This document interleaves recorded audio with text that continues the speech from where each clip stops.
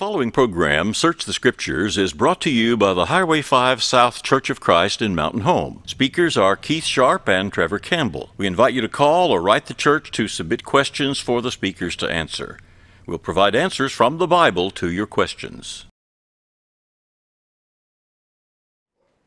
Trevor, what's the importance of the number 40 in the Bible? Oh, if there's an answer to that, an exact answer, I don't have it. Okay, well, we'll talk about that this evening because that's the question that we've been given. Good evening, I'm Keith Sharp. You're watching Search the Scriptures. Of course, my partner is Trevor Campbell. Trevor, please introduce yourself and the brethren in Payette. Yeah, thanks, Keith. My name is Trevor Campbell. I do preach over in Payette, and I worship with a group that meets there on Highway 62 on the north side of the highway in Payette, right next to Dollar General. Very easy to find if you're in the Marion County area. Come and join us for Bible class on Sunday mornings at 10 a.m. and worship is at 10:45 a.m. You can reach me at the number you see there, 870-435-2737. If you want to call me there, if you have a question for the program, give me a call there, of course. If you want to call and talk some Bible, or if you have a question about the church in Payette, give me a call there as well. You folks over in Marion County, please be in touch with Trevor and drop by and visit with the folks there at the Payette Church of Christ. Of course, for our friends here in Baxter County, I'm Keith Sharp, and I preach at the Highway 5 South Church of Christ in Mountain Home. We meet 1 mile south of the Highway 62 412 bypass on the way to Salesville on Highway 5. As you're going down towards Salesville, just look off to the right, you'll pass Good Samaritan, and then if you look on the left, you'll see the sign for the Highway 5 South Church of Christ. We invite you to all of our services.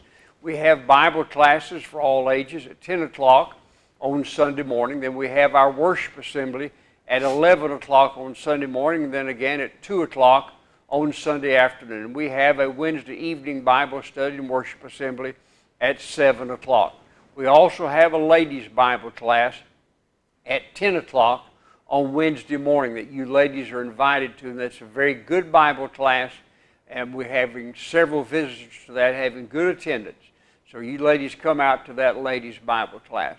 If you have a question for me, Keith Sharp, then you can get in touch with me by calling 870-321-5746.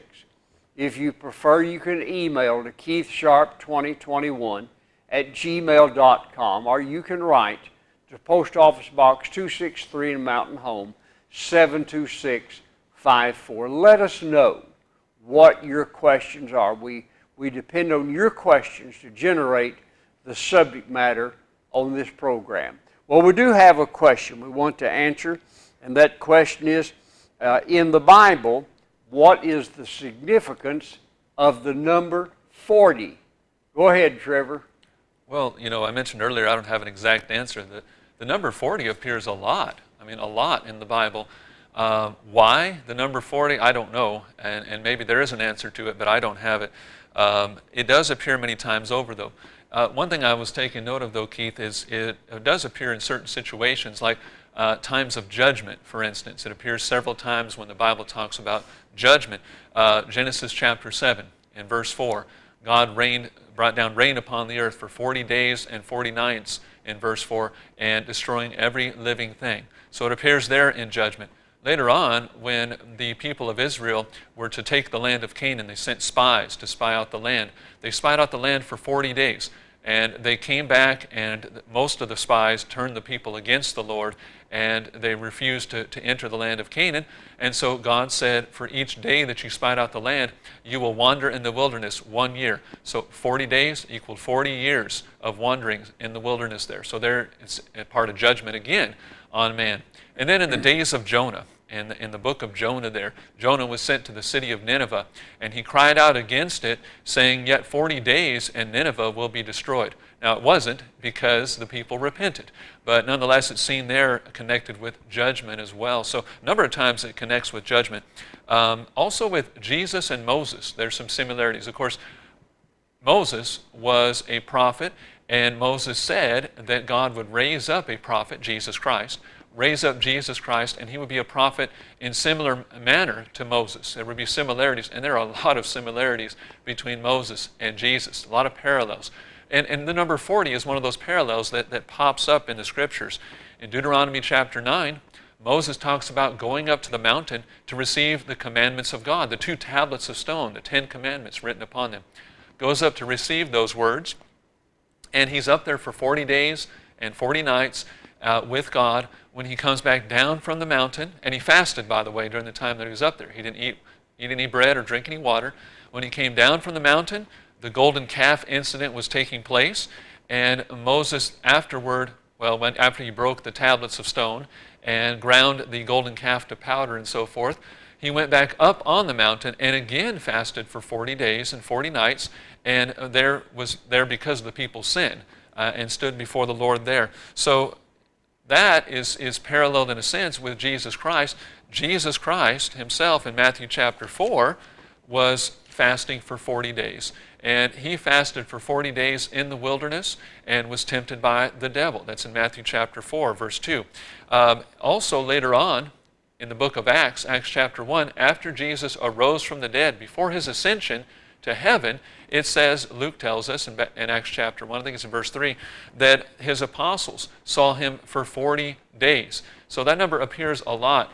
Some parallels with Jesus and with Moses, sometimes in judgment. It appears in other places as well. What does it mean? Why the number 40? I don't know. Keith, I'll kick it over to you. Give us the answer, Keith. Well, Trevor, you gave the same answer I would have given. Okay, well, there you go. Sorry. I don't know either. I counted, and there may be more that I didn't get. I counted 22 occurrences of the number 40 in the Bible. And I don't have any significance to the number 22 for sure. But the number 40, and it may just be a coincidence for all I know, but it does occur a lot of times in the Bible. You mentioned the fact that Moses fasted for 40 days, and of course Jesus fasted in the wilderness for 40 days, and Elijah, this is in 1 Kings chapter 19, verse 8, Elijah fasted for 40 days in the wilderness. And so there's 3 different times in which a man fasted for 40 days, Moses, Elijah, and Jesus. And by the way, when Jesus was transfigured on the mount in Matthew chapter 17, it was Moses and Elijah. Now, as far as I can see, Moses and Elijah were representative of the law and the prophets. I don't see that it's because of the 40-day fast that they were the ones that appeared with Jesus on the Mount of Transfiguration, but it is true that those 3 did fast for 40 days. There were 40 days of rain at the time of the flood, Genesis chapter 7, verse 17. There's other occurrences of the number 40. As I say, I counted, I think, 22 times that number occurs in the Bible. I don't have any answer for what the significance of it is, except just a lot of things happen to be that were covered by the number 40. That's all I can say about it. Trevor, anything you'd like to add? No, I think that's good. Yeah. Okay, well, that's we both came up with a good, solid I don't know. That's about it. All right. Well, the next question is a little bit complicated. And so we'll see what Trevor does with this. But here's the question.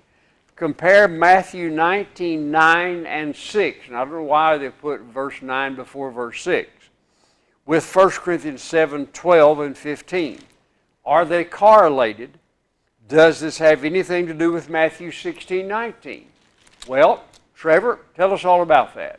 All right, that's really good. Obviously, all the questions we receive are anonymous. We don't ever give anybody's name, and I'm certainly not going to right now.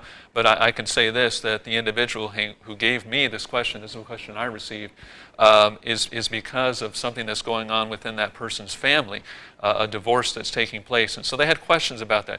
It's a good question. Unfortunately, divorce is just way too common in our day and age. It should not be at all, and that's what Jesus talks about in Matthew chapter 19, that it's never to be the case, and it was never part of God's plan or His will for mankind. Now, there were several passages quoted. Now, what I'd like to do, Keith, is just go ahead and beginning in chapter 19 and verse 1, just read the context and go through verse 9 there, at least for my portion of this, and just look at it, and I'll just make a few comments. There's a lot to be said, but I'll make a few comments and then go to 1 Corinthians 7, and I'll read that text and make some comments as well. But I want to read more of the context of that passage. I think that, well, I say I think, it's clear in the Scriptures, and you'll see this if you stay with this study and follow along with us. This text of Matthew 19, the text of 1 Corinthians chapter 7, both of them teach that divorce is not an option. Both of them teach that if a man and woman are married, they are to remain together. And so both texts correlate in that sense. That was part of the question, how do they correlate? But in Matthew 19, in verse 1, it says, "Now it came to pass, when Jesus had finished these sayings, that he departed from Galilee and came to the region of Judea beyond the Jordan. And great multitudes followed him, and he healed them there.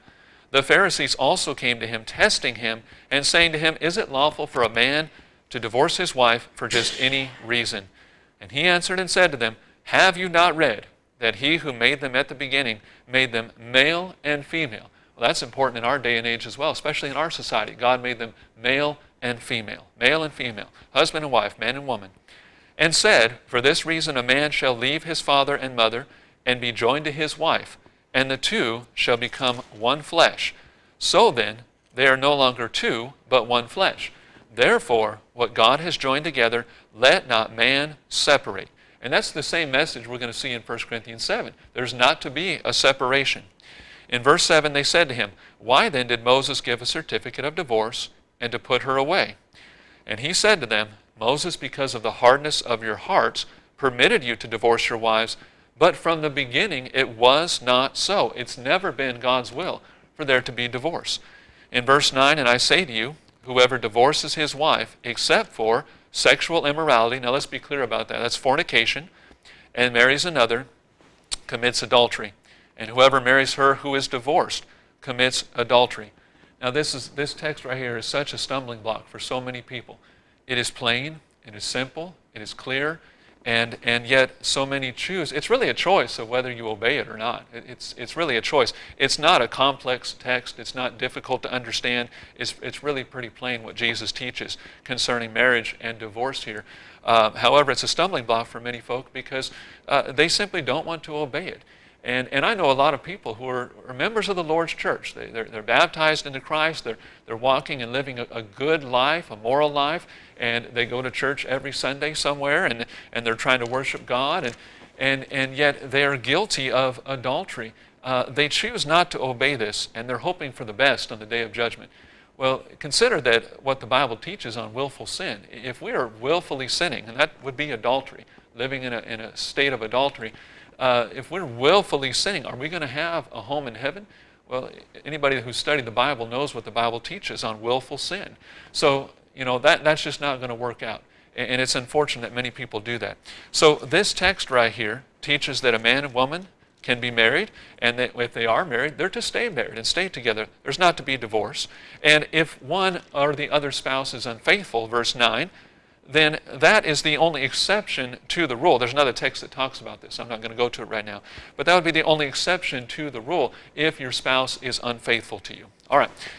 Now, 1 Corinthians chapter 7. Chapter 7 of 1 Corinthians. Now, I think that what was quoted there, Keith, was verse 12 and 15. So I want to back up just a little bit in the context. I'm going to start in verse 10. Verse 10. He says, "Now to the married I command, yet not I, but the Lord, a wife is not to depart from her husband. But even if she does depart, let her remain unmarried or be reconciled to her husband. And a husband is not to divorce his wife." All right, so verse 10, verse 11. Verse 10 deals with the woman. Verse 11, the end of it, deals with the man. They're not to depart. They're not to divorce. Verse 12, "But to the rest I, not the Lord, say, if any brother has a wife who does not believe, and she is willing to live with him, let him not divorce her. And a woman who has a husband who does not believe, if he is willing to live with her, let her not divorce him. For the unbelieving husband is sanctified by the wife, and the unbelieving wife is sanctified by the husband. Otherwise your children would be unclean, but now they are holy. But if the unbeliever departs, let him depart. A brother or sister is not under bondage in such cases, but God has called us to peace." Now I want to read a little bit more, but let me stop just for a moment. In this text, In this text, he has talked about staying together. Staying together. Even if it's a mixed union, so to speak, where you have a believer and an unbeliever, you stay together. But in verse 15, which that was part of the question the person gave us, if the unbeliever departs, let him depart. And then he says a brother or sister is not under bondage in such cases. The bondage that he's speaking of is directly connected with what he's been talking about, and that's staying together. Staying together. That's the law for marriage. That's the law God has given for that union. You stay together. So members of the church here, and this is, by the way, things that these were questions Paul had received himself. In fact, that's how chapter 7 starts. These are questions he had received about marriage and so forth, about men and women and the union of marriage and so forth. So he's answering those questions. Here you are, and you have, if you want to call it, I'll just call it a mixed union. You've got a believer and an unbeliever. If the unbeliever departs, well, what is the believer to do? Are they guilty of sin? You know, how are they to react to this? That's what he's dealing with, and that's the bondage that he's talking about there. The bondage has to do with, in the previous context that he has just said, you stay together, you stay together, you stay together. You're not to depart, wives. Husbands are not to divorce your wives. So if the unbeliever departs, well, what's the believer to do? Are they guilty of any sin? They're not under bondage. He says God has called us to peace. That's what he's talking about. The bondage in the context is not the marriage itself. And by the way, I knew a man who used this text. He was married to an unbeliever. For whatever reason, they divorced, she left, they divorced, what have you, and then he wanted to get remarried. And he said, I'm not under bondage. My union is, I'm not under bondage to that woman I was previously married to. That's not what the text talks about. He was completely abusing this text, taking it completely out of context. The bondage, again, deals with God's command to stay together. In verse 16, he says, for how do you know, O wife, whether you will save your husband? Or how do you know, O husband, whether you will save your wife? Again, this is about staying together. And this is a text that Peter talks about in 1 Peter chapter 3, similar text. He talks about this subject, rather, that a wife in 1 Peter 3, a believing wife, might be able to convert her husband through her conduct. All right, so you stay together. Verse 17, but as God has distributed to each one, as the Lord has called each one, so let him walk, and so I ordain in all the churches. That's important to this whole discussion right here of 1 Corinthians 7. He says, when you obeyed the gospel, when you were called, that is, when you obeyed the gospel, were you married?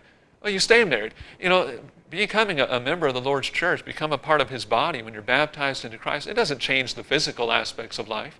And Paul talked about that with slaves and bondservants and masters. It doesn't mean you're no longer a slave. It didn't change anything. You're married, you're still married once you're baptized. Doesn't change anything. The context of 1 Corinthians is to stay, in this portion, is to stay together. And then same thing with what Jesus said there in our text in Matthew. Chapter 19, you stay together, man and wife, husband and wife, one man, one woman. That was God's plan from the beginning, and Jesus says divorce is not an option. All right, Keith, I'll kick it over to you. Okay, thank you, Trevor. And I would add just a few things. And I want to begin with that 1 Corinthians 7 text. He uses in verse 15, but if the unbeliever departs, let him depart. A brother or sister is not under bondage. That word bondage is not the same word as being bound in the marriage relationship. The word bondage means slavery. Bound just simply means tied together. So he's not talking about the marriage bond. What he's saying is marriage is not a condition of slavery. And if your unbelieving spouse, he's talking about a believer and an unbeliever being married, as Trevor's pointed out correctly, and if that unbelieving spouse wants to depart, then let them depart. Don't go around trying to fulfill the marriage responsibilities because you're not in a situation of slavery. You're not a slave to that spouse. Be peaceful. Just let them depart. Now, it's not giving the believer the right to depart. And by the way, there's no difference scripturally between long-term separation and divorce. Those two terms are used interchangeably in both Matthew 19 and in 1 Corinthians 7. You're not to separate for a long. Now you can separate for a short period of time. Paul talks about that in 1 Corinthians 7, the beginning of the chapter, with mutual consent. But it has to be mutual consent. And by the way, Paul adds it should be for spiritual reasons, so that you're not tempted to commit adultery. And Paul's very plain about that in the first part of 1 Corinthians chapter 7. And so the bondage of 1 Corinthians 7:15 is not the marriage tie, is not being bound in marriage, but rather he's simply telling you that marriage is not a slave relationship, that you're forced to try to fulfill the marriage responsibilities when your spouse is determined to depart. Be peaceful about it. Let that unbelieving spouse depart. Doesn't give anybody the right, the unbelieving spouse is sinning by doing that. But the believer is the one he's talking to. Don't try to enforce something that it would take all kinds of unpeaceful things to take place in order to enforce it. Now back in Matthew 19, and Trevor's exactly right, but I want to emphasize something. God does the binding. If you're in a marriage relationship that's approved by God, one man, one woman, neither of you been married before. Now there's a case where people can remarry, but neither of you been married before. You marry, God's given you His approval, He binds you together. And if you separate, now notice separation and divorce in the eyes of God, the same thing. I know that in the eyes of man there's legal steps to go through to get the divorce. By the way, there's usually legal steps to go through to get a long-term separation. But regardless, in the eyes of God it's the same thing. There's no difference. You stay with your spouse. You fulfill the obligations that you took on when you became a married person. God bound you together, and it is the utmost of presumption, rebellion against God, to undo what God has done. It's parallel to when two women try to marry, or two men try to marry, which is done in our society today, which is ungodly, and which is a direct violation of what the Lord says here in Matthew 19:9. God made them male and female. A man shall take his wife. It's one man, one woman for life. That's God's will. There's only one cause that God will approve of either a long-term separation or a divorce, and that is if your spouse is guilty of sexual immorality, fornication. If your spouse has cheated on you, then you have the right to divorce that spouse. You have the right to remarry. Matthew 19:9.